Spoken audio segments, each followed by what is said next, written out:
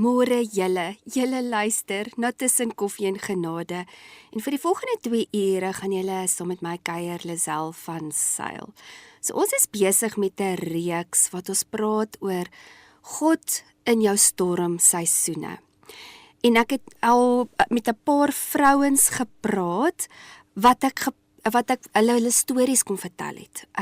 En waar hulle gepraat het wie die Here vir hulle was in die moeilikste tyd van hulle lewe, waar hulle gedraai het deur seer en genesing. So die laaste paar weke gaan ons praat met 'n paar vrouens wat sukkel om swanger te raak, of dalk het hulle 'n moeilike geboorte gehad, of dalk was daar ook groot verlies as dit kom by om kinders te hê. Maar ook hoe die Here hulle gedraai het deur die onmoontlikste situasies en vandag nog versterk. En hoe hulle storie geloop het, hoe hulle deur hulle genesing gewerk het. En op die ou ende het die Here hierdie ook kom gebruik om vir hulle 'n getuienis te gee. So vanoggend se gas is 'n baie spesiale persoon vir my. Dis 'n vriendin van my daaronder in Hartenbos en sy gaan vir ons 'n bietjie haar storie kom vertel. So vandag kuier Cherise Roux vandag hier by ons en ons gaan bietjie luister die pad wat sy en haar man moes loop met die komplikasies met haar swangerskap met 'n tweeling dogtertjie, maar ook die mooi getuienis wat daaruit gekom het. So ons gaan nou net gou 'n breek vat en dan praat ons 'n bietjie saam met Cherise waar sy haar verhaal dan gaan vertel. Ek is nou weer terug. Welkom terug julle. Julle kuier soos ek gesê het saam met Lisel van Sail hier by Tussen Koffie en Genade. En vanoggend het ons 'n spesiale gas. Cherise, baie welkom by vanoggend se program. Baie dankie Lisel. Dit is vir my so groot voorreg om vandag saam met julle te wees. So jy kuier al die pad daar van lekker Hartenbos af. Ons almal ken Hartenbos as 'n vakansie, maar hoe is die weer vanoggend daar by julle? Ons het heerlike sonskyn, ons het so 'n lekker dag. Dit is eintlik 'n stranddag. Nou eerder om met julle te kuier. Ag jene, so hier dalk kan jy lekker piknikmandjie pak en bietjie op die strand gaan sit. Cherise, vertel ons 'n bietjie van jou en jou man. Julle het eers in Gauteng gebly en toe het julle nou Hartenbos toe getrek, maar vertel ons net so 'n bietjie agtergrond van julle. Okay, dit is my groot voorreg om vandag 'n bietjie meer te deel met julle en al die luisteraars wat uiteindelik inskakel. So ek is Cherise Roux, ek is getroud met Christian Roux. Ons is geseën met 'n pragtige gesinnetjie. Ons het 2 seuns en dan 'n dogter. En ek gaan vir julle later meer nog 'n bietjie vertel oor ons dogtertjie se storie. Maar ons is op 'n plaas net so buitekant Hartenbos, waar ons mooi berge het, sonskyn, skape, honde, 'n springbokkie, hoenders, die hele plaas lewe. Dis lekker. So dit is maar in kort ons. My man doen so 'n bietjie kaffels en braaiers installasie. Hy het 'n winkel hier so op Hartenbos on fire. En hy is baie lief vir vuur maak. Hy's baie lief vir braai en ons is baie vir die buitelewe en kuier. Ja. Nee, dit klink soos die lewe daai, hoor. Julle het alles. Julle het die natuur, julle het die rustigheid, julle het die see. Nee, ek kan net dink wat 'n lekker lewe is dit wat julle daar lewe in Hartenbos. Ons is baie bederf. Vertel my bietjie, okay, so jy het die 2 seuns gehad, né? En soos, wat so interessant is, julle kinders en ons kinders is in dieselfde volgorde en verskil ook dieselfde tye, maar is nou nie dieselfde ouderdom nie. So jy het nou die 2 boetas gehad en toe wil julle ook seker baie graag 'n ou sussie ook hê, né? Vertel my bietjie wat het toe daar gebeur. Ja, weet julle Lisel, vandat ek kan onthou wat ek 'n mamma gewees het. Dit was so 'n groot droom van my. En ek het al op laerskool vir almal vertel, as hulle vir jou vra wat jy eendag wees sal word, dan sê ek gaan 'n mamma word. En dan was daar 'n juffrou wat iewers gesê het, trou net eers my kind asseblief, trou net vir jou. Mamma Shame. Dankie tog, die Here het vir my 'n baie goeie man gestuur. En ek en Christian is al amper 21 jaar getroud. En ons het 2 pragtige seuns, soos ek genoem het, en ek het wonderlike swangerskappe met hulle gehad. Daar was nie 'n probleem van 'n dag uit nie. Ek was gesond, hulle was gesond, die swangerskappe het baie mooi verloop. En soos wat jy sê, daar was nog 'n behoefte vir 'n ou babietjie gewees. En toe het ons ongelukkig 'n miskraam gehad, wat nou nie so lekker was nie, maar daaruit, net 'n paar maande later, was ons nou gebless om weer swanger te raak. En ons was so bevoorreg om te hoor, dit is nou 2 dogtertjies, so die Here het ons dubbel en dwars onseën. Dit het ongelukkig met 'n baie groot uitdaging gekom, maar absoluut iets wat ons lewens net meer verryk en versterk het, veral ons geestelike lewens. So dit gaan die storie daarvan wees. Yes. So sê vir my, so toe hoor jy's nou swanger met hierdie tweelingdogtertjie, maar toe, wat het julle toe uitgevind na die swangerskap? Wat maak hierdie swangerskap met hierdie tweeling uniek? Ja, so toe ons nou hierdie goeie nuus kry dat ons nou wel tweelingdogtertjies verwag, ek was natuurlik baie geskok. My man was reg deur die dag bly en opgewonde en het net halleluja van die begin af gesê. En hy was net so oorself en ek het later mooi by die partytjie bygekom gesê, okay Here, hierdie gaan u babas wees, want hoe doen ons dit nou? En ongelukkig op 10 weke, sommer met die eerste sonar, het my dokter vir my ingelig dat hy sien altyd sissies is daar, dit lyk of elkeen hulle vrugsakkie is, wat baie mooi en goed is, maar die een sissie se hartklopie is vir hom bietjie aan die stadige kant. Hy wil graag hê ek moet net vir 'n tweede opinie gaan. Nou, spesialiste wat bietjie deel met lingswangerskappe. Okay, ons is toe gestuur na spesialiste by Seminole Hospitaal. Sy het die hele situasie vir ons mooi na gekyk. Dit was op 12 weke en sy het bevestig wat ons ginekoloog toe nou vir ons sê. Sy sê nee, daar is 2 babietjies en elkeen is in hulle aparte vrugsakkies, maar ons uitdaging hier is, hulle deel 1 placenta, met ander woorde, hulle toevoer is direk gekoppel, dit is ons eerste uitdaging, so hulle moet baie mooi gemonitor word. En kom ons noem dit nou baba A se hartklopie was 100%, maar baba B se hartklopie was net te stadig. En dit het wel aangedui dat daar 'n moontlike hartdefek is. En die uitdaging daarmee is, natuurlik wil hulle jou nou vir 110 toetse stuur, want dan kan daar nou baie dinge wees wat hulle wil toets. Maar vir ons het dit gegaan oor ons lewe hê. Ons gee wat se vorm nie, ons gee nie om groot, klein of wat die situasie gaan wees nie. Ons wil lewe en verkies op albei sissies. So alles in ons vermoë gaan ons doen om hierdie 2 sissies te beskerm, te bewaar en gesond te hou vir so lank as wat ons kan tot aan die einde toe. Ja, so dit was maar ons missie. Ongelukkig was dit nie so maklik nie. Ons is nou ons het 'n NCDA swangerskap. Dit is nou sommer net 'n kort. Die groot naam daarvoor is 'n monokroniese diamniotiese tweelingswangerskap. Elke baba in sy eie sakkie, maar hulle deel 1 placenta. Daar is van daai monokroniese diamniotiese tweelinge wat dit maak tot aan die einde toe, maar dan kan daar nêrens fout wees met niks nie. Daai swangerskap met nêrens 'n uitdaging hê van 'n bloeddruk of 'n diabetes of want daar is dan maar baie goed wat in swangerskappe kan gebeur. So, net so 'n bietjie vir interessantheid. Een uit elke 80 vroue kan 'n tweeling natuurlik verwag en dan slegs 20 tot 30% van identiese tweelinge is monokronies en diamniotiese. So dit is 'n baie klein getalletjie. Dit is so 3 uit elke 1000 vroue. Net so vir interessantheid. So ons was nogal op 'n rare plekkie gewees as ons nou kyk na die lingswangerskappe. Dokters se antennes staan almal regop as hulle met hierdie tipe van goedjies werk, omdat daar eintlik so min vir hulle beskikbaar is, kennis.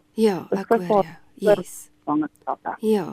Wat ons uitdaging te nou groter gemaak het is, hulle is mirror image tweeling. Dit is baie raar. En dis ook hoekom jy partymal kry dat mense gebore word en dan s hulle organe omgedraai se reg. Want dis partymal soos 'n selletjie wat split. Vertel ons bietjie daarvan. Ja, so as jy nou basies vir jouself in die spieël gaan kyk en jy sien nou jou maatjie voor jou staan, dan is dit nou die ander ding en alles sit aan die ander kant. Met ander woorde, as jy nou 'n geboortevlekkie op jou linkerhand het, gaan daai dis op die regterhandjie. Jo. Nou maagie nou meer aan die regterkant sit en jou hartjie aan die linkerkant weer in jou lyf, gaan dit nou presies teenoorgestel wees aan sissiekie. Yes. So dit is nou die uitdaging. As alles mooi ontwikkel, mense wat so leer, Ja. wat vandag 'n vollewe het, Ja. maar dit is raar en dit is gewoonlik gekompliseerd, want daar is maar uitdagings met hulle organe en dies meer. So ja, ons sit toe met 'n mirror image tweeling. Ons sit toe met 'n tweeling wat is 'n hoë risiko swangerskap tweeling, Yes. maar dit sit ons met 'n sussie wat se hartjie baie stadig klop. En daar was eintlik ons grootste uitdaging. Ja. Jene, So, maar toe jy nou dit hoor, wat was jou gevoel toe jy nou eers hierdie nuus hoor? Dit vat seker nou ook 'n tyd om hierdie goed te prosesseer. Ja, weet jy, Lisel, ons het so gebid vir 'n gesonde swangerskap en hierdie Here ons kom bless, hierdie pragtige ou 2 dogtertjies wat op pad is. En hier staan ons voor 'n baie groot uitdaging. En ons moet tot die besef kom dat hierdie sy babas is. Ja. En nie ons babas nie. Ons moet baie vinnig leer dat kinders vir ons geleen word en dat hierdie absoluut sy babas is waarna ons moet kyk so mooi en goed soos wat ons kan, maar dit bly sy kinders. Ja. En soos hy kan gee, kan hy ook neem. Ja, Nee. presies. Okay, so ons uitdaging daar was om hulle te beskerm. En ongelukkig is medisy vandag nie so vriendelik nie. Hulle wil alle probleme uitskakel. Ja. Hulle wil so min as moontlik probleme vir hulle self die dag by geboorte hê. En natuurlik vir die mense ook om mee te deel na die tyd, as ek dit nou so kan sê. Maar die Here gee vir ons wat perfek is in sy oë. Nee, en dit is nie vir ons as mens om te besluit wat is nou mooi of wat is nou goed of wat is nou reg nie. Sure. Die mense se uitkyk vandag het ongelukkig baie sleg geraak, as ek dit so kan sê. Ja, dis En nou dan is perfeksionisties. Dit moet nou perfek Ja. wees. Minder Almal moet- komplikasies. Daar sê natuurlik minder risiko's en minder hofsaake en dinge uiteindelik vir die dokter, nee. So natuurlik gaan hulle vir jou sê, luister, hierdie gaan nie werk nie. Maar ja, okay, ek hoor uit 'n menslike oogpunt uit gaan dit nie werk nie, maar ons weet wie hulle geskaap het, nê, en wie gee. Ja. Okay, so dit is uiteindelik waartoe ons terugkom. So, okay, goed. Ons is natuurlik gebombardeer om vir, soos ek net nou gesê het, 110 toetse te gaan all over. En ek dink Christian moet tot werklik vir elke dokter sê, nee, stop, wag, ons gaan nie hierdie doen nie, want hulle sê vir jou hoekom hulle dit wil doen, en dan sê hulle vir die risiko's aan dit betrokke. En ons kon nie iets toelaat wat hierdie dogtertjies kon either laat afbring het of infeksie laat kry het of enige neeweffekte op hulle kon hê. So ons het veral gesê nee, want kry julle nou al hierdie inligting, wat goed is, wat gaan julle daarmee maak? Ja. Julle kan tog nie die babatjies behandel met hartdefekte nie. As jy nou al hierdie inligting het, wat gaan julle doen? Ja. En dit is regtig vir die dokter sê nee, dis erg wat gaan. Wat baie moeilik was, want die dokters wil jou later nie meer help nie. Hulle voel net jy gee dalk nou nie heeltemal jou samewerking nie en uiteindelik gaan dit nie oor hulle nie. Ek weet hulle wil hulle werk doen, maar dit is nie hoekom ons hierdie babas dra nie. Ons moet hulle oppas. Wou hulle albei babas, wou hulle die swangerskap heeltemal stop of was dit toe nou net 'n geveg vir die een? Hoe het die dokters dit in die begin gesien? Hulle wou toe hierdie swangerskap termineer. Hulle het gesê inteendeel, hulle het gesê hierdie swangerskap gaan nie regtig na 16 weke meer aangaan nie, omdat baba B se hartklopie te sleg is. Sien hulle nie hoop vir hierdie tweelingetjie nie en ons is besig om onsself eintlik maar net ons maak die pad vir ons swaarder, hoe langer ons en daarso is 'n maklike terminasie wat vinnig gebeur en as hoe langer ons uithou, hoe moeiliker gaan die terminasie wees. Maar ons het hulle van die begin af gesê hierdie babas gaan nie getermineer word nie. Ja. Ons gaan nie deurgaan daarmee nie. So ons gaan alles in ons vermoë doen so ver moontlik met hulp om hulle dan nou aan die lewe te hou en uiteindelik te kry. Yes. So ja, dit was ons uitdaging. En dan toe ek net van daar af het nadat ons 'n spesialis gesien op tweelinge het ons net gestuur na 'n hartspesialis. Juist babas nog in die mamma te dit is nogal baie interessant Ja. hoe daai gebeur. En ek moet sê, dit was nogal 'n baie groot uitdaging geweest, want ons het aanvanklik nie geweet hoe gaan ons eerstens al hierdie rekeninge dek nie. En tweedens, hoe gaan ons hierdie swangerskap deursien as daar nie vir ons regtig hulp is nie. Sjoe. Maar die Here, Yes. want God. Net so. So hy het Jo. ons weer gekom met elke dokter wat oor ons pad gestuur was en met elke ondersoek. En toe wat sê hierdie hartdokter? Wat sê die spesialis toe? Right, so toe kom ons toe op 14 Oktober by 'n pediatriese kardioloog uit by professor Farita Kawira by die harthospitaal wat toe nou vir ons 'n deeglike ondersoek doen op die babatjie en op elkeen se hartjie. En hulle kyk aan elke stukkie bloedvloei en hoe dit werk en hoe hulle aan mekaar gesit is en al. En hy sê toe vir ons, okay, baba B word nou gediagnoseer met 'n 3de graadse hartblokkade. Sjoe. So dit sê basies, ons harte is gevorm met 4 hartkamertjies. Yes. En sy het net 1 hartkamer. So dit is hierdie groot kamertjie wat baie sukkel om hierdie bloed dan uit pomp vir haar hele lyfie se organe en die groei en ontwikkel. Jene. Ja, so die groot uitdaging met dit is, sou die babatjie dit maak tot op 'n ver gevorderde stadium van sy onmiddellik 'n pasaangeertjie moet kry vir haar hartjie, dit is direk na geboorte, en dan moet die eerste hartchirurgie geskeduleer word om haar lewe te red. Jene, Cherise. Maar- En jy's toe nou hoeveel weke is jy toe swanger, toe jy nou die nuus kry? Op daai stadium was ek toe nou 22 weke. Okay. Yes. En hy is toe nou nie baie hoopvol nie, want hy sê toe vir ons, hy sien nie regtig vir ons uitverder nie, omdat haar hartjie slegs 63 slae per minuut geklop het. Sjoe. Basies die sin 160 slae per minuut geklop Sjoe, het. dit is 'n Sy groot eintlik verskil. Sjoe. Is sy eintlik maar besig om agteruit te gaan, en ons is nou op pad dat sy besig is om hartversorging te kry.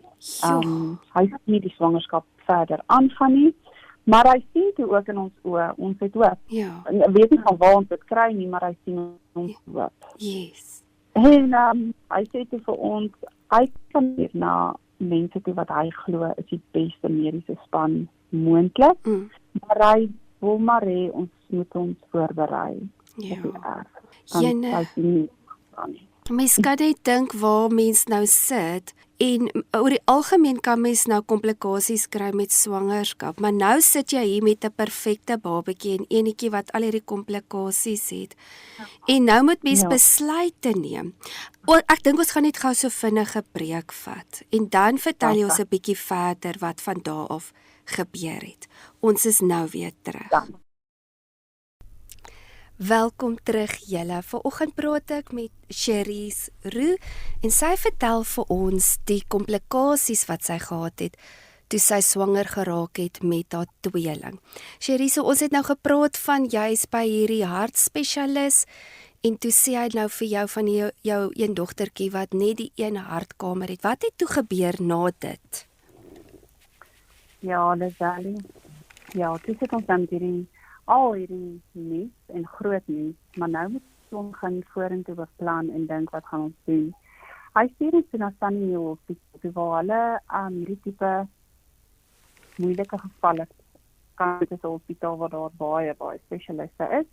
En ons moet vir dokter Daan daarso sien, vir dokter Harrisburg, hy is ook 'n pediatriese kardioloog, om dan nou weer hierdie geval van ons mooi te analiseer en te kyk en dan nou vir ons te sê, hoe gaan ons nou vorentoe? So, ja, ons is bevoorreg om daardie wonderlike spesialiste te kon sien. En iemand wat weet om spesialiste te sien in 'n swangerskap, veral spesialiste wat in hierdie moeilike omstandighede werk. Jy kom nie net sommer by hulle in. Hulle waglyste is verskriklik lank en is baie moeilik. Ja. En weet jy, die Here het vir ons regtig die een deur op die volgende deur kom oopmaak met elke dokter wat ons so moes sien op sy regte tyd. So ons het op 23 Oktober ingestap en vir dokter Dans gesien en vir dokter Harrisburg, wat hy nou weer gaan na alles gekyk het en hulle het toe besef hierdie is groter as waarmee hulle kan werk. En hulle het net gesien ons is hoopvol en ons gaan aan met hierdie swangerskap met hulp, sonder hulp. Dus ons gaan aangaan. En sy sê toe, okay, goed, dan stel sy voor ons moet 'n perinatoloog kry. Nou, ek weet nie eers hoeveel is daar nie, maar sy sê vir my, sy weet van een persoon wat die beste in ons land is, wat Dr. Luister Stories is, en sy gaan hom moet kontak, of hy nou in die buitewêreld is, en of hy nou tans in Suid-Afrika is, sy gaan met hom moet praat, want hy sal moontlik kan 'n bietjie lig op hierdie onderwerp gee. En sy het hom toe geskakel.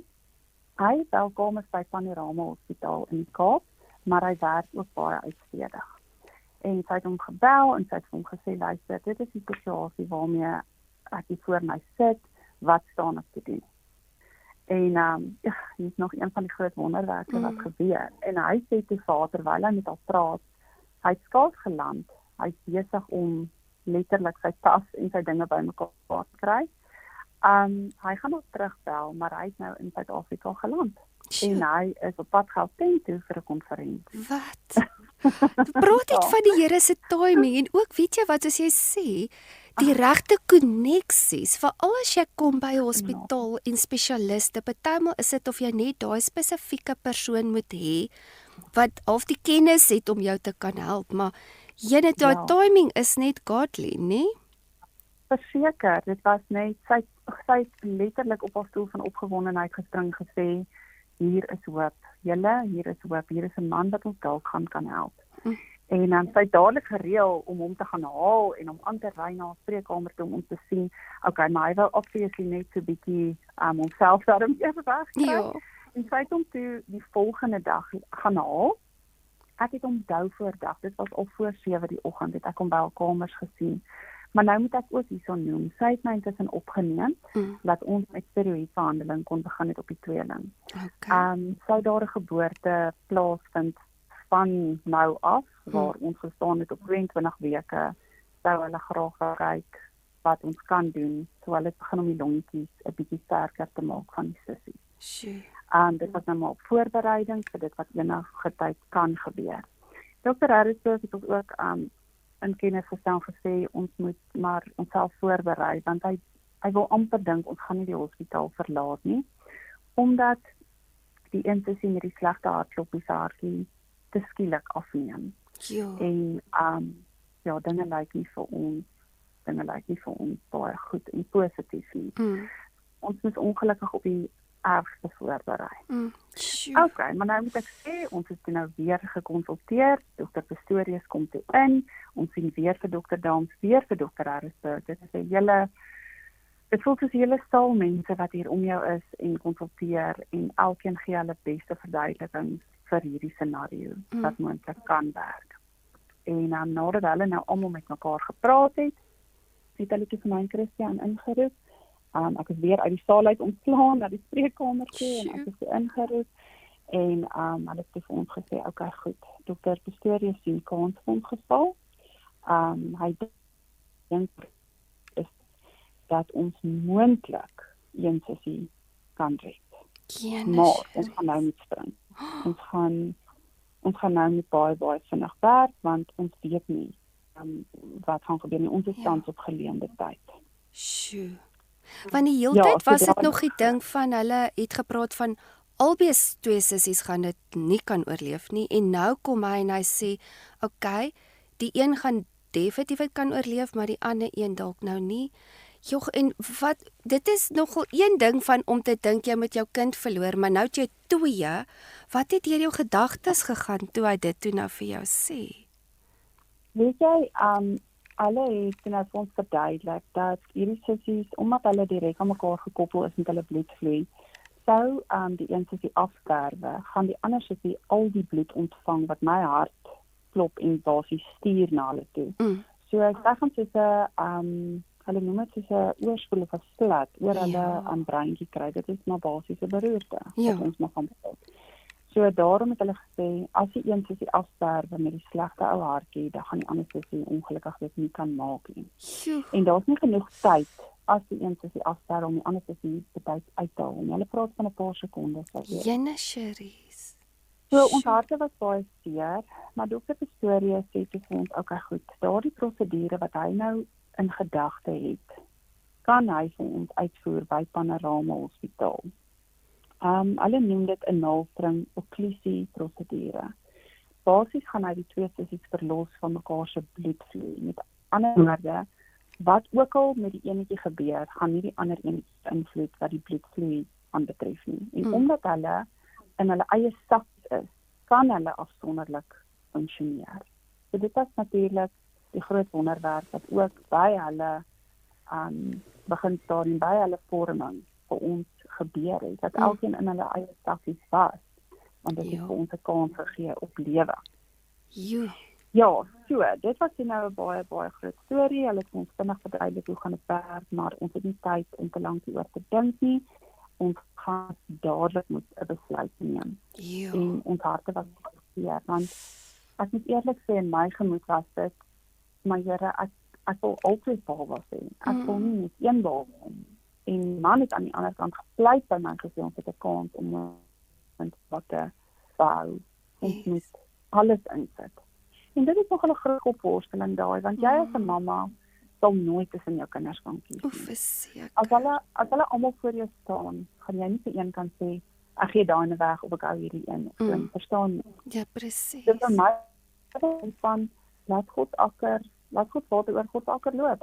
Ek kan nie weer gaan nie. En ons het geweet, ons het ernstige gebed nodig. Ja. Ons het ons army opgeroep, ons gebed army, wat ons ingetree het, en hulle het opnuut weer vir ons gebid. Ons het natuurlik ons mentors geskakel terwyl ons in die hospitaal was, en dit is Karen en Dion de Tooy van Huwelikspoker. En ons het vir hulle gevra om opnuut weer vir ons in te tree. Hulle het geweet van ons situasie en hulle het al lank saam met ons gebid. En ons het vir hulle gesê, hulle moet regtig help om ons harte voor te berei vir dit wat kom. Ja. Want as ons niks doen nie, sterwe altyd sissies af. As ons gaan vir hierdie prosedure in Panorama Hospitaal, mag ons dalk een sissie behou, of ons kan altyd verloor, of ons kan die een sissie verloor, en die ander sissie mag dalk besluit dat ons in kraam gaan, en sy word toegebore. En dan is daar ook nou 'n reeks komplikasies. Weer 'n ander komplikasie. So daar was soveel dinge wat ons in ag moes neem en wat ons oor moes besluit het. En ons het nie tyd gehad, ons het nie dae gehad om hieroor te dink nie. Dit sou baie vinnig moes gebeur het. So ek moet sê, ons is ontslaan uit die hospitaal uit. Ons is huis toe, maar ons het net baie swaar harte waarin te beweeg. Want ons het nie geweet op hoeveel geleende tyd is ons en wat gaan die uitslag hiervan wees nie. En ons het besluit, ons het ons kaartjies geboek, ons gaan Panorama Hospitaal toe, ons sou die maandag vlieg, en die Sondag was dit net geweldig oorweldigend vir my en my man, en ons het letterlik gebreek voor die Here en gepleit. Net vir Alissa vir 'n nuwe hartjie vir haar. Ons het die tweeling se name is dan Katja en Alissa. Nou moet ek ook vir jou sê, op daai stadium het ons geweet aan watter naam behoort wie, want ons het besluit, die babatjie wat eerste gebore word, sal Alissa wees, net omdat aan die begin van die alfabet is, en dan sal die tweede babatjie Katja wees. Omdat hulle so identies was, kon ons nie hulle sê, jy's nou jy en jy's nou jy. En lank storie kort, ons is nou Panorama Hospitaal toe. Miskien ek nou eers terugkom. Ons is nou na my oom en tannie toe die Sondag, as ek daar hardloop ek myself uit. En ons praat vir Gustav en Angelique om vir ons te bid. Ons het regtig ernstige gebed nodig, dat ons net weet, ons is op die regte pad, maar ons het nie moed nie. Ons weet nie hoe hierdie oorlog voer nie. Ons het iemand nodig om ons hande omhoog te hou. En hulle het vir ons gebid, hulle het vir ons gestalk. Dit is vir ons 'n regtige gevoel, ons Abraham is op pad Moria toe. Die Here stuur vir ons 'n offer. Hoe gaan ons hier deurkom? Ons gaan luister, ons is gehoorsaam, hier gaan ons. Maar help ons, asseblief. Ja, en ons is toe Kaapstad toe, en ons het geland. Ja, die 28 Oktober is ons daar so, dis nou alles 2019, by Panorama Hospitaal aangekom. Ons het vir Dr. Lou gesien daar in die kamers en ek moet sê hy het na ons gekyk en jy kon sien sy trane was so naby want hy het gesê hier is julle, ek wil met julle praat, maar kan jy asseblief net vir my eers op hierdie sonarbed laat ons sien wat gaan aan. Asseblief laat ons net sien wat gaan aan. Ja. En hy het onmiddellik gekyk, klop beide sissies se hartjies en jawel, eers vir my gevra, voel ek lewe en alles en so en natuurlik ja, en sissies se hartjies het geklop, maar hy het ook gesien dat alles al besig is. Basies, dit is nou maar waar die lyfie begin opstel, omdat hy bou vog op, dit is gewoonlik op in die longetjies en die maagie en by die hartjie, omdat haar lyfie nie daai kan verwerk nie. Sy kry te min bloedtoevoer na al haar orgaantjies toe. So indirek is sy stadig maar seker besig om af te sterwe. Jene, Cherie. En dit was vir ons geweldig erg om dan skou en te sien en te hoor, want ons het die Here regtig gevra om vir alles aan die hartjie te gee. Maar dit was nie sy plan vir ons nie. Yes. Ons moet gehoorsaam wees en nog steeds deurgaan met dit wat hy vir ons gegee het om mee te werk. En Christian het also gesê, nou moet ons weg vir Katja. Ons moet weg vir Katja.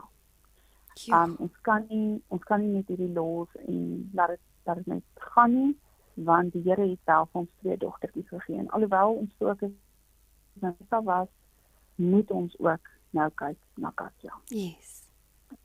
Ja, so daar is ons nou opgeneem by Panorama Hospitaal. Ons het nou gesê, reg, ons gaan vir die naaldring-okklusie gaan. Hulle het my nou daar so gemonitor en okay, nou gekyk, ek het nou eers huis toe. Ons het nou daar so na gastehuisie toe. Ons het net gevoel ons het tyd nodig om weer ernstig hieroor te bid en te besin oor alles en dan is ons nou die volgende dag daar vir opname. Ja, so die 29 Oktober het ons nou gaan vir opname, ons harte was seer, maar ons het gevoel die Here gaan vir ons 'n positiewe uitslag hierso gee. Ons gaan nie met leë hande daar uitstap nie. Yes. En in die parkeerarea toe sê my man vir my, as die sussie met die swak hartjie dan na Jesus toe gaan, dan is sy eerste gebore. En dit is nou waar alles haar naam kry, en dan die ander sussie sal dan nou Katja wees wat tweede gebore is. Of sy nou daar gebore word of nie, dit gaan haar naam wees. Ons het regtig nie geweet waarop stap ons in. Ja. Ons is ons reg voorberei op die ergste. Maar die Here is getrou. Ek het nie 'n doekesak gepak nie vir 'n premie nie. Ek het nie myself voorberei op 'n geboorte nie. Ek het geweet in my hart dit gaan nie gebeur nie. Ek moes my 2 seentjies agterlaat in Pretoria en my sussie en by my ma in hulle hande en dat hulle kyk na my ou seentjies en ek het op hulle gesê mamma gaan nie lank weg wees nie. My jonger seentjie het daai jaar graad 1 begin. So jy kan vir jouself dink 'n mamma hart wil nou net by haar ou bloetjie wees, jy weet. So ek het myself gesê ek gaan nie hier gaan nie geboorte wees en ek gaan 3 maande hier in die Kaap moet sit terwyl my gesin aangaan en gat en die Here weet, hy weet. Yes. En ek was nogal moedig en braaf en ek het ingegaan en ons het nou ingesien vir die prosedure, maar dit was nie maklik nie, ons harte was maar baie swak. Yes. 'n baie goeie vriendin van my het op die 29ste daai oggend gou ingekom en sy het vir my kom bid by die hospitaal. En dit is so interessant, sy het self 2 seentjies, wat die ouderdomme is van ons seentjies, en sy het self 'n tweelingdogtertjie. Sjoe. En sy het net gesê, hulle verstaan presies waar ons sit en wat ons hartbegeerte is. Maar ek moet net onthou, maak nie saak wat vandag gebeur nie. Sou al 2 dogtertjies afsterwe, het ek nog steeds my tweeling. En al het ek hulle nie op aarde nie, ek hulle wel in die hemel. Niks van my kan weggevat word, wat ons reeds het. Ja, dit was nogal kosbaar geweest. Ja. Want hierso is dit ook daai stryd, julle is eintlik besig om omtrent daagliks te bid vir die volgende miracle, vir die volgende miracle, vir die volgende miracle. En dan intussen moet jy net nog ook prosesseer dat ja, sien nou ek kry dit nou nie om daai aanvaarding ook deur te gaan. Soos jy sê, soos aan die een kant veg julle nou vir die lewe, maar aan die ander kant is julle eintlik nou besig om te rou van hierdie dogtertjie wat julle nou moontlik gaan verloor. Ek wil net gou-gou 'n breek vat en dan wil ek hê jy moet vir ons verder vertel wat daar gebeur het met daai prosedure en hoe daai julle ervaring vir julle was. Ons is nou weer terug. Welkom terug julle. Ons kuier nou lekker en Cherise vertel vir ons haar verhaal van waar sy hierdie komplikasie gehad het met die tweeling en waar hulle nou vir 'n operasie moet gaan in die Kaap en alles wat hulle moet deurwerk met die besluite en alles wat hulle saam met dit beleef. So Cherise, nou is julle daar in die hospitaal en wat het toe verder aangegaan met die prosedure en vertel ons 'n bietjie meer oor dit. Ag, ek doen nou lag met groot liefde want ek weet die storie gaan 'n storie van hoop wees vir soveel mammas wat dit al buite kan met hoor en ons groot getuienis. Ag, hierdie is net 'n groot deel wat so groot wonderwerk in my lewe is en ek is eintlik opgewonde om hierdie gedeelte met julle te deel want ek weet dit gaan vir baie mense daar buite kan hoop gee. Amen. So ja, ons is op die 29ste toe daar in die hospitaal en ons maak ons nou reg vir die prosedure. Gaan ons vandag beide babas verloor? Gaan ons 'n baba behou? Gaan ek nog swanger bly met daai baba? Ek weet nie. Ja. Okay. So, daar is natuurlik nou 'n vragvorms wat ek nou moet teken. Die dokters, ek teken behoorlik my lewe weg. Dit voel soos boeke wat ek moet afteken, hierdie vir dit, hierdie vir dat, hierdie vir so. Dat amper niemand wil vir my verantwoordelik wees nie, jy weet, maar wat is again God. Yes. En ons het nou ingegaan.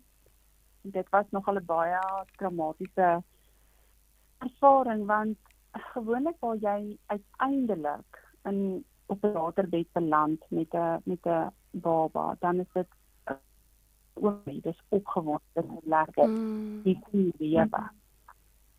En hierdie keer was dit nou, geen baba moet asseblief gebore word nie, ons wil eintlik net lewe hier behou. Yes. Maar ons uitdaging is nou baie groot.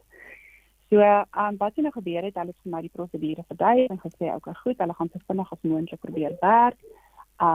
Ek gaan basies narkose kry, hulle gaan 'n snytjie maak op my maag, hulle gaan 2 sessies verlos van mekaar, dat daar nie bloedvloei tussen die twee kan gebeur nie, dat wat ook al dan gebeur, dat hulle nie mekaar affekteer nie, dan gaan hulle my toemaak en dan is dit klaar. Ja. Dit is die plan. Ja. Of ek so gaan uitdaai, kan hulle nie sê nie.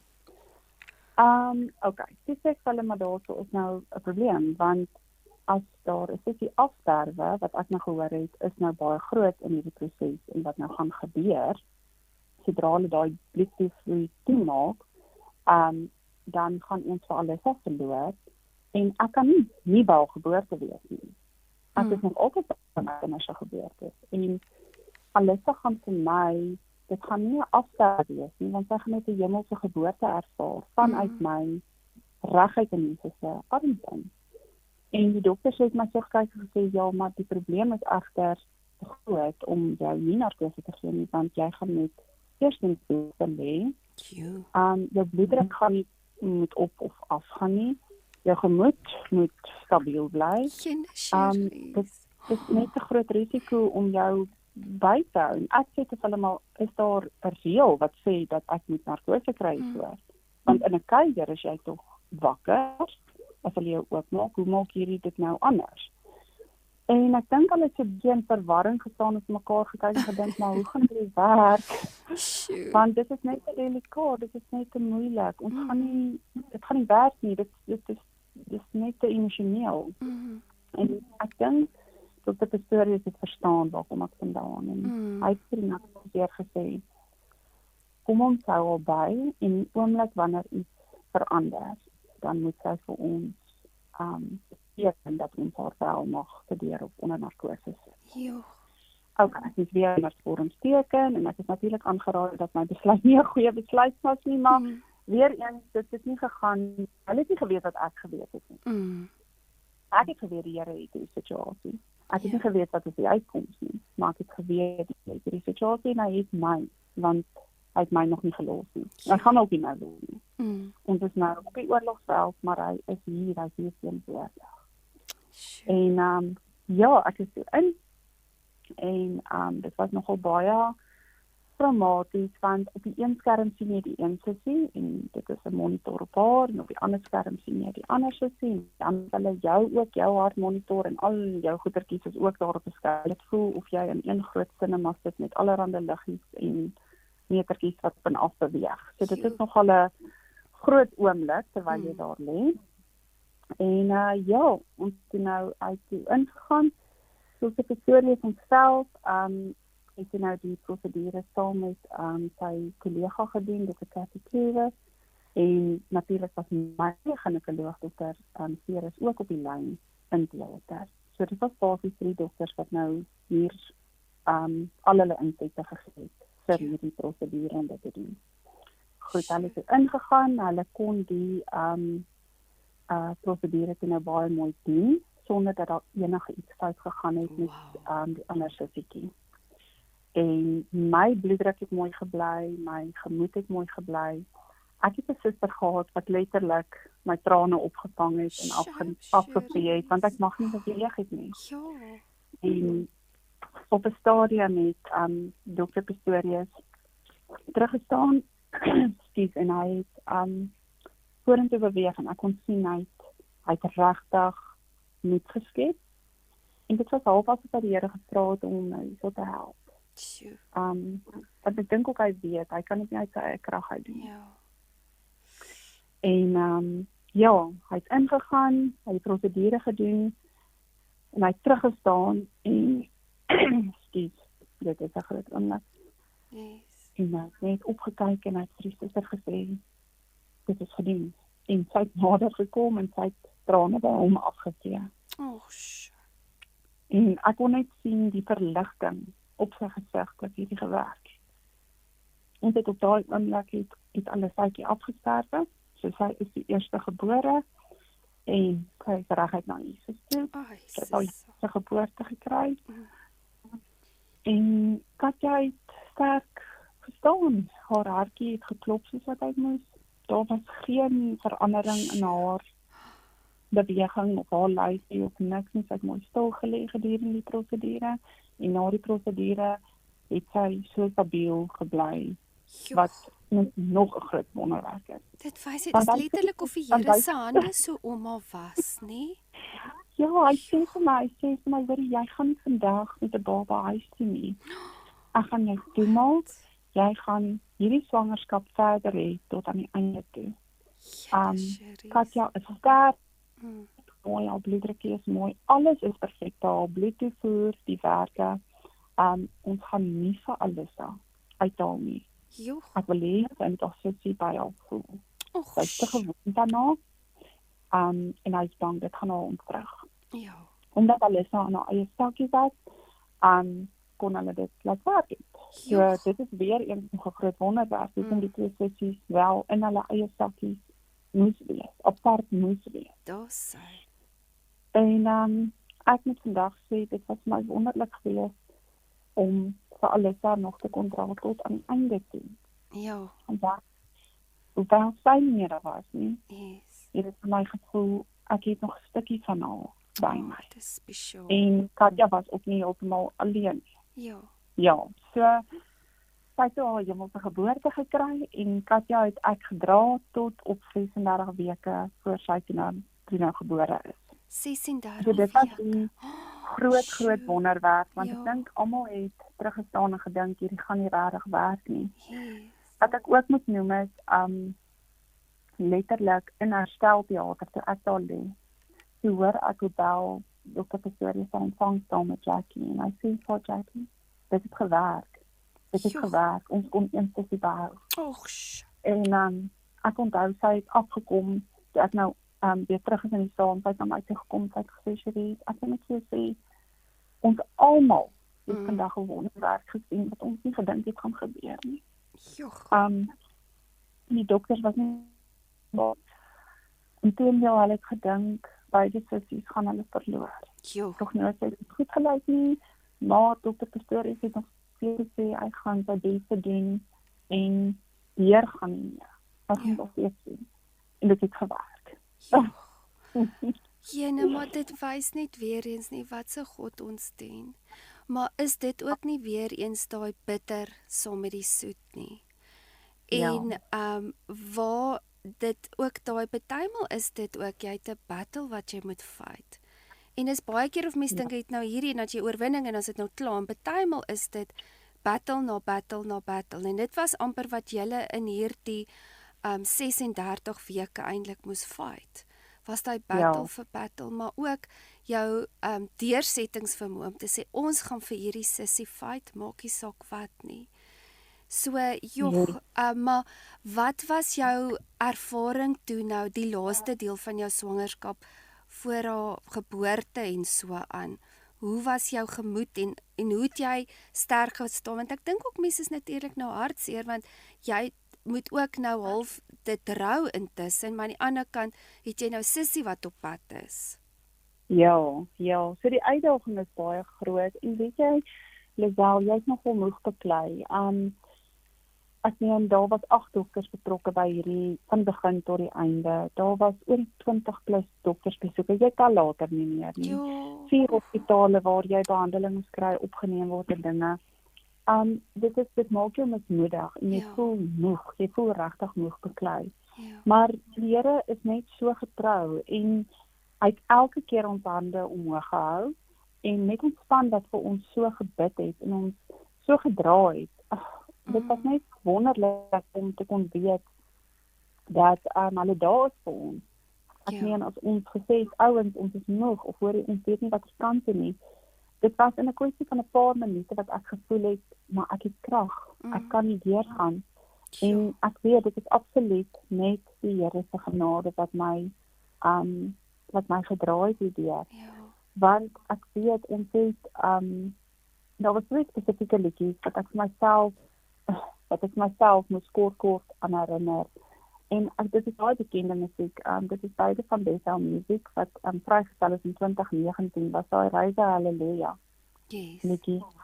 En ek moes dit vir myself baie keer, of kon ek nie sing nie, moes ek dit vir myself opsê. Wanneer ek bang was, eensaam, geestelike misvry, het ek steeds God geloof en prys in my storm. Soos ek in Silas lofliedere gesing het in die tronk, in hulle moeilike tye het ek dit vir myself ook net laat doen, want jy kan nie op jou eie 2 voete staan en so stryd nie. Jy kan nie. Wanneer ek dit nie meer kon sing nie, het ek dit vir myself opgesê, die trane het geloop, maar my wapen was 'n melodie. Ek het in die storm, deur die storm en na die storm God geprys, want ek het net geweet, uit myself uit kan ek nie. Ek het die Here nodig op elke vlak. En natuurlik die ander liedjie was daai No Longer Slows, ook van Bethel Music, wat daar was 'n gedeelte in die liedjie waar hulle sê, you split the sea, so I can walk right through it. Nou dit is baie so moontlik na Moses in Eksodus 14 waar hy sy hand oor die see uitgesteek het en die water voor hom het oopgegaan. Nou in my gemoed was dit nie fisiese golwe nie, maar geestelike, emosionele golwe wat die Here vir my kom oopmaak het en my laat deurloop het. Daar waar geen mediese dokter meer hoop vorentoe gesien het nie, het ek hoop gekry.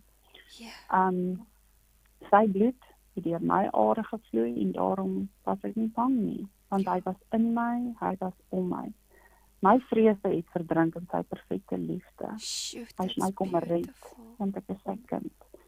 En ek moet sê, daai het my baie daardeur gedra. Daar wat ek gevoel het, ek kan nie eers my kop oplig nie. Here, wat gaan nou gebeur? U gee ons hierdie mooi geskenkies en ons wil dit so graag hê, maar hoe gaan ons dit behou? Hoe gaan dit werk? En die Here het ons harte gedra. Hy het ons harte gedra, as ons hom geluister het op die regte tye nie, het ons verseker niks baat vandag om te wys nie.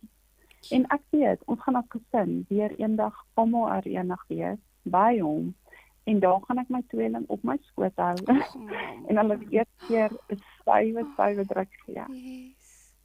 Joh, en ek dink ook dit is wat jy sê is spesifiek daai ding van Jesus wat ons prins van vrede is, nê? En Ja, as dis bonatuurlik, dis nie iets wat jy in jouself kan doen nie. Dis nie iets nee, wat jy uit jouself uit kan tap nie. En dit is wat partymal so mistiek is, kan ek sê. En mense kan altyd wonder hoe gaan ek dit doen? En dan kom die Heilige Gees net. En Jesus se vrede en hy dra jou deur die moeilikste tye in jou lewe.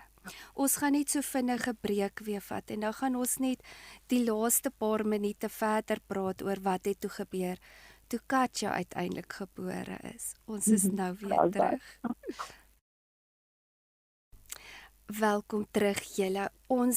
Ek is seker ons almal moes maar 'n tissueetjie gaan haal het waar ons nou saam met Cherise weer deur hierdie verhaal waar sy vir ons vertel het van wat sy moes beleef het. En Cherise, toe jy nou, jy sê 36 weke. Toe loop jy tot 36 weke wat ook klaar 'n miracle is, nee, want gewoonlik tweelinge kom ook maar vroeg. Maar vertel ons toe bietjie van hoe was dit toe met die geboorte van Katja? Ja, Lisel, vir die het my gedra. Ja, ons is natuurlik huis en die swangerskap het baie mooi verder verloop. En ek het natuurlik baie mooi gemoniteer en my ginekoloog by my, ek dink as dit van hom afhang het, hy my elke dag gesien het. Hy was baie bekommerd, maar ek het geweet die Here het ons. En hy gaan ons nie los nie, ons is op hierdie journey, maar hy gaan ons beslis nie los nie. So ek het die swangerskap het baie mooi voltooi.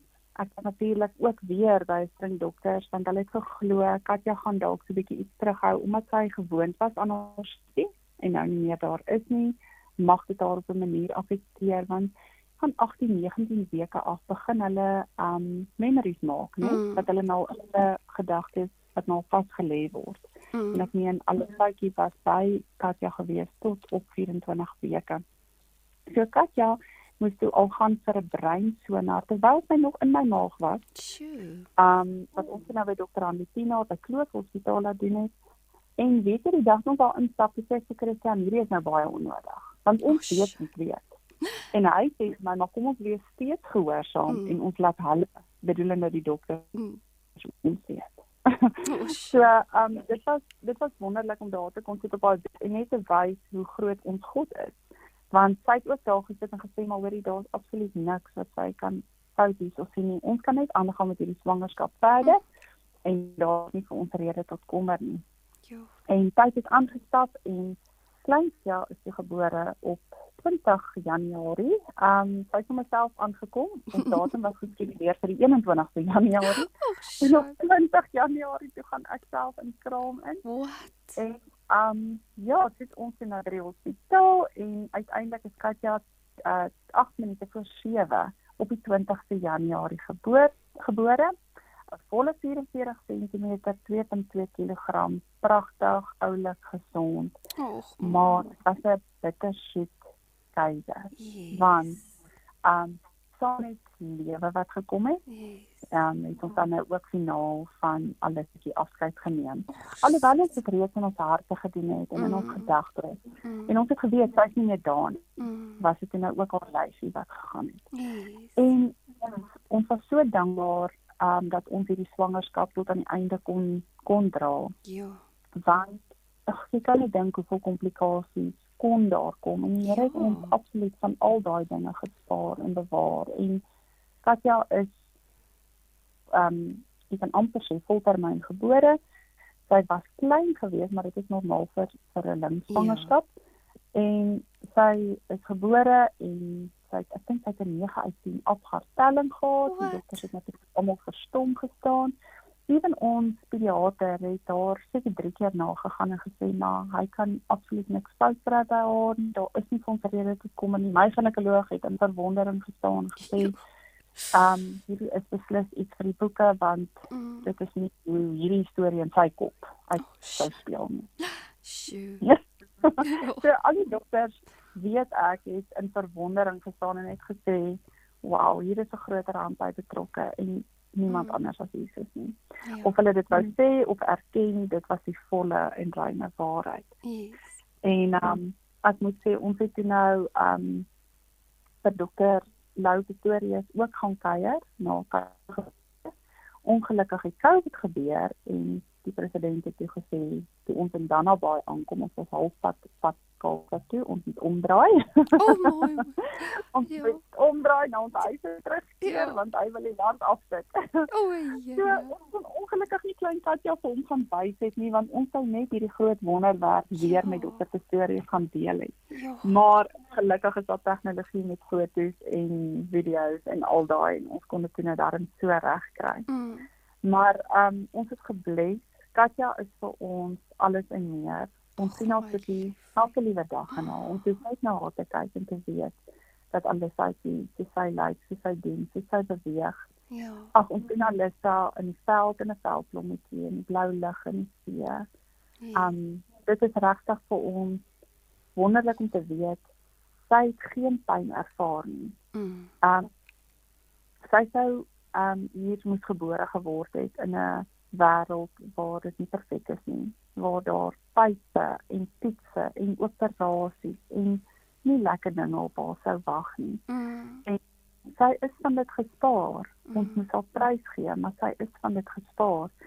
En daar was 'n ding wat ek raak gelees het, wat vir my later nogal baie beteken het. En die gesegde is, God wrecks your plans when he sees your plans are about to wreck you.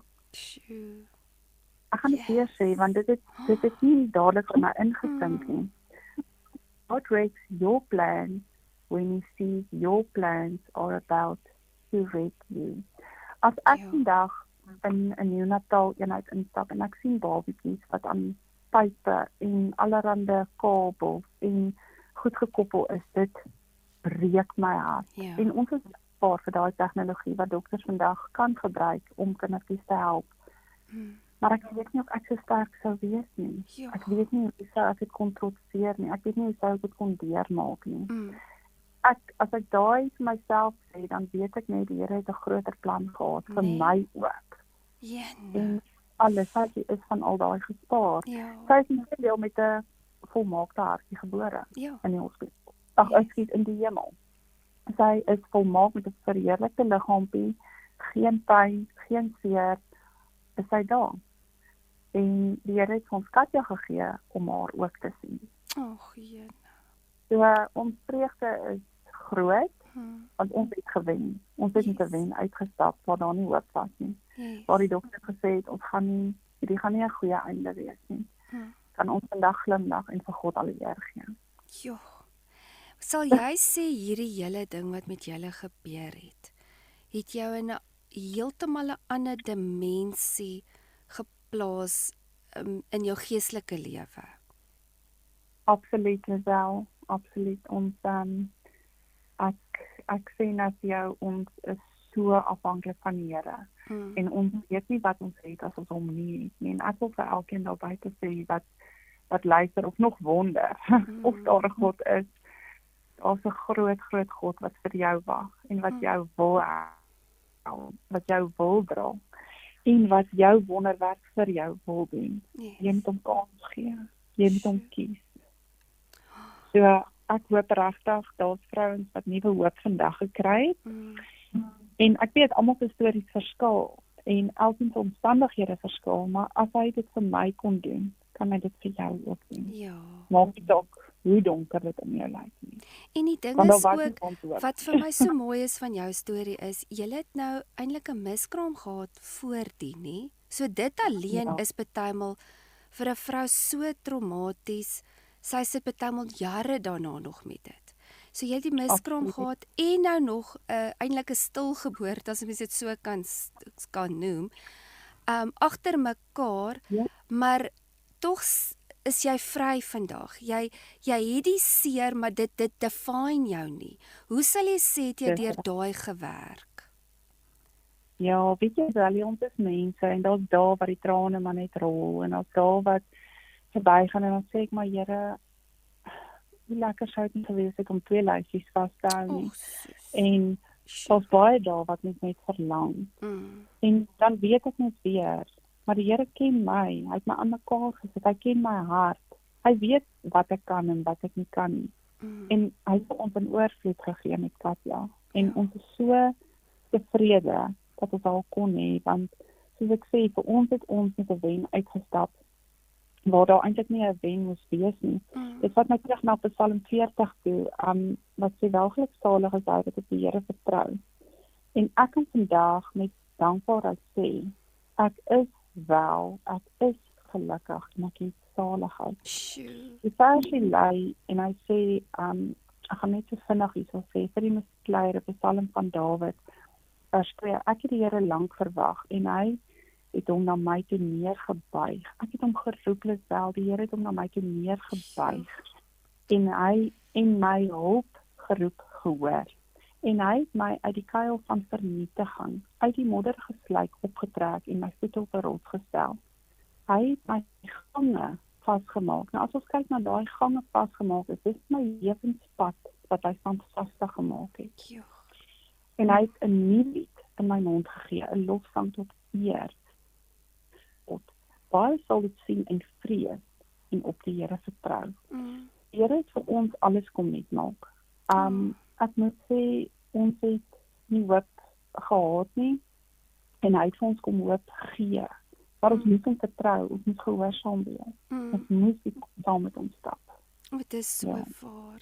Nou, hoe praat nou Katjatjie? Sy's 'n mooi ding. Ja, sy's een van die mooiste dogtertjies af van babietjie af. Sy's nou een van daai modelmooi kinders. So ek dink dis of die Here julle dubbel gesien het met hierdie pragtige klein dogtertjie en haar persoonlikheid en hoe cute sy is en hoe slim sy is en jog, sy is nou regtig half 2 in 1, nê? Maar hoe praat sy oor haar sussie? Hoe praat julle met haar oor dit? Of sê sy, was sy bewus van dit? Of sê sy iets van dit? Ja, verseker. Natuurlik het ons nie stil gebly in die huis nie, en Katja weet van lankal af sy te sussie. En dit sussie wat soos sy lyk, ons het altyd vir haar gesê toe sy kleiner was, gaan kyk gou in die spieël, dan weet jy hoe lyk sussie.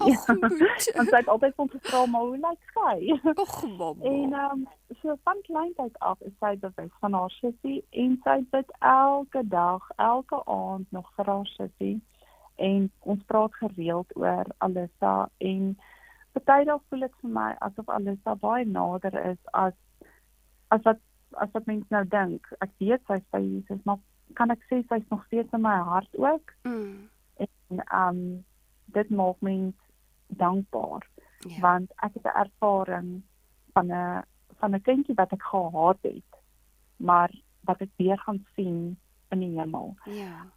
Katja praat ongelooflik baie van haar sussie, en sy sal baie keer as sy 'n nuwe rokkie of ietsie aantrek, dan sal sy sê, mamma, kan ons so eendag die ook gee? Kan ons so eendag vir haar ook hou? En dan dink ek, as jy maar net weet, ek sien vir Alyssa op Jesus se skoot met hierdie engelrokkie en vlekkies en hierdie liefdevolle kind, so sy lyk al klaar so pragtig. Dit gaan baie keer maar deur my gedagtes.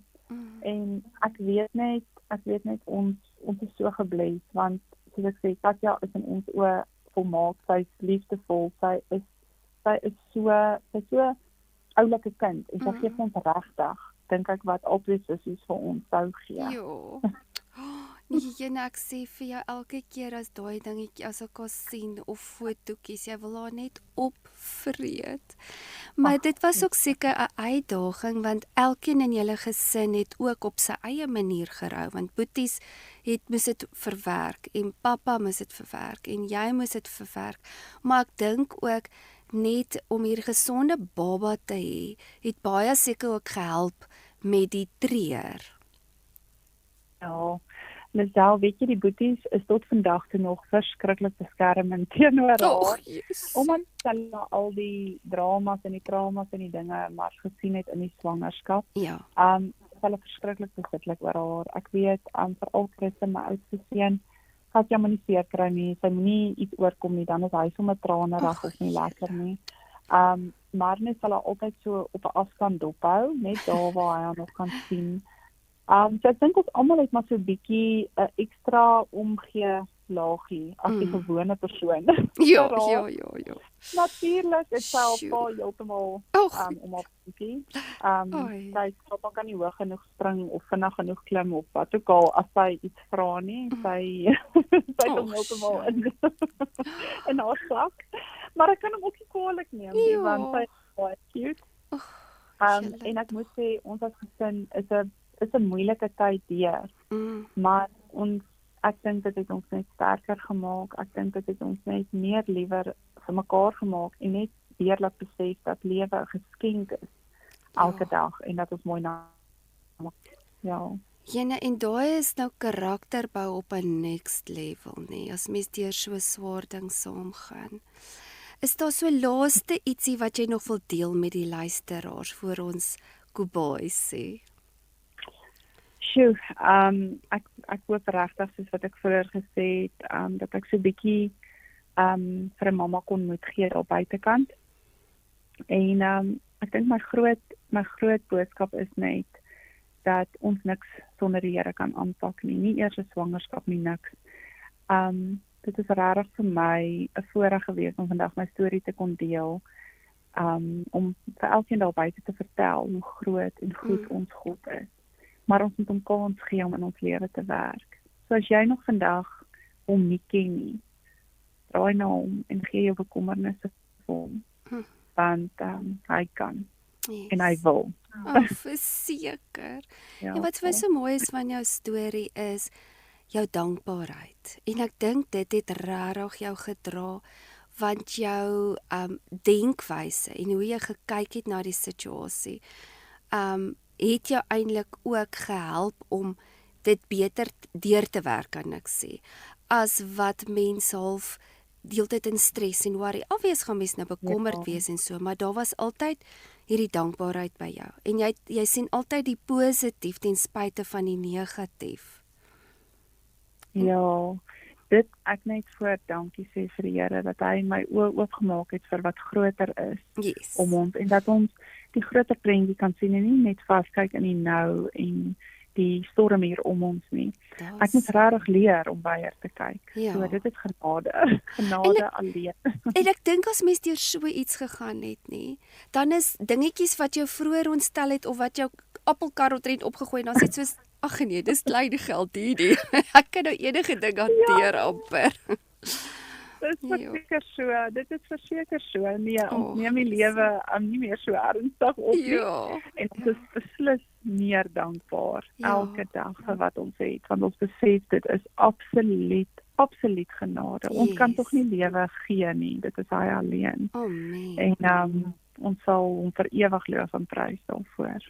Hoe oud is Katja nou? Daai liefdevolle blommetjie is nou al 6,5 jaar oud. Julle tannie. Ag, Hierdie detalje het hom heeltemal afgespeel in 2019. Ja. Genadiglik net voor COVID geslaan het. So ons het die beste nog gekry van die ou goeie tye. Imagine, dis nou presies wat jy sê, even die timing met dit sou baie meer komplikasies veroorsaak het as dit nou in COVID tyd ook nog moes gebeur het. Ja, nee, die Here se tydsberekening is nog steeds die beste. Nog steeds. Cherise, ek wil net vir jou so baie dankie sê dat jy vanoggend jou storie met ons kom deel het. En ek is seker daar's iemand daar buite wie jou storie aangeraak het en wie moed gegee het. En ja, mag die Here ook julle gesinnetjie dra. En saam met julle wees, stuur groete vir almal daaronder. Dankie. En mag jy 'n wonderlike dagie verder hê. En mag die Here jou getuienis gebruik om mense se lewens te transformeer. Ek waardeer Lisel en Radio Kanto baie dankie vir die voorreg om hierdie te kon deel. Dit was vir my baie lekker. Ag, julle moet 'n lekker dagie. Ons gaan so vinnige breek vat, maar eers totsiens vir nou.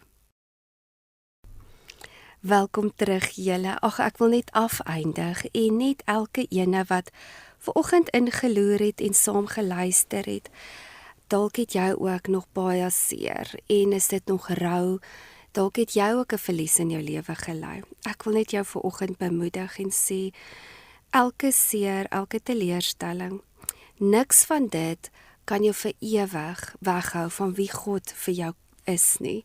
En ons weet, die Here dra ons wanneer ons nie meer gedra kan word nie. En ek wil net vir julle weer hierdie skrif lees in Psalm 34 vanaf vers 18 tot 19. Hoor bietjie wat sê dit en ek gaan in die Amplify lees.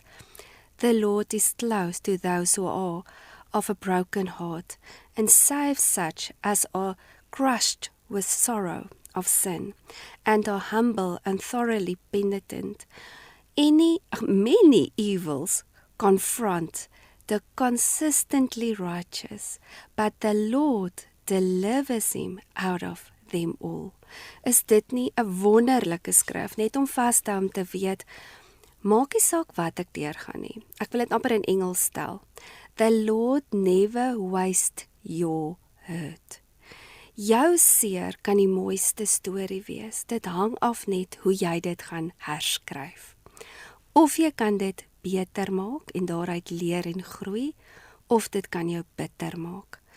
Maar wanneer jy kies om deur God se genade jou seer na hom toe te bring, sal hy keer op keer jou optel, jou genees en jou krag vir jou teruggee. So ek wil jou ook aanmoedig om die proses van rou en seer nie op jou eie deur te werk nie. Die Heilige Gees is ons counselor, ons weet dit, en een wat langs ons staan en weet waardeur ons aangaan. Hy weet daai seer, hy weet daai hartseer, maar die Here kan die mooiste bring in die donkerste van ons tye. So volgende week gaan ons na nog 'n mamma luister en dit is Irene Engelbrecht en sy gaan ook haar verhaal met ons deel. So skakel gerus in. As jy hierdie getuienisse geniet, nooi ook 'n vriendin om saam te luister op 'n Woensdag. As jy dalk een van die vorige getuienisse weer wil luister of jy wil dit dalk vir iemand aanstuur, gaan loer gerus op my webwerf. Dit is yourdestiny.org.za en jy sal sien daar's hartklankprogramme waar al die verskillende sessies opgeneem word en hierdie reeks is God wat jou dra deur jou storms. Jy kan ook vir ons miskien 'n WhatsApp stuur as jy dalk wil ietsie deel of jy wil ietsie vra of jy wil ietsie byvoeg. Stuur dan net 'n WhatsApp wat sê hartklank tussen koffie en genade en jy stuur dit dan na 082 657 2729. Ek herhaal net daai nommer. Dis 082 657 2729. So dit is al van my vir vanoggend.